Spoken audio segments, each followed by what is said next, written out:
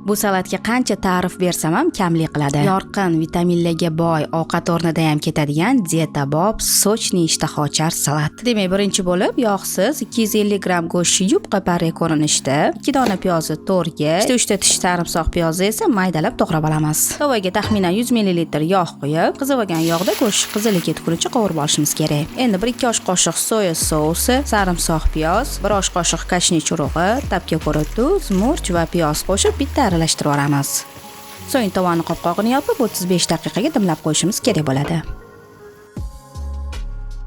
Gulkaram va brokkolilarni maydaroq bo'laklarga bo'lib, qaynab turgan tuzli suvda 2, uzog'i 3 daqiqa qaynatib olamiz. Quruq tovada qizartirib olingan kunjut salatimizni yanada mazali qilib beradi. Endi qolgan sabzavotlarni to'g'rab olishimiz kerak. Buning uchun svetofor bulg'or qarampirlari, pomidor, bodring, ukrop, kashnichlarini yiriroq, xuddi videoda ko'rsatganimdek to'g'rab, tog'orachada hammasini birlashtiramiz. Bulg'or qarampirlarini qo'shishdan oldin pishgan go'shtga solib, balon olovda 1-2 daqiqa qovurib olsak, yanada mazali bo'ladi.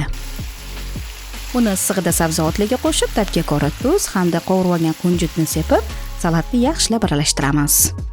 Sochniy, aromatli, juda ham foydali va to'yimli salatimiz tayyor. Albatta, siz ham ushbu salatni tayyorlab ko'ring, yoqadi degan umiddaman.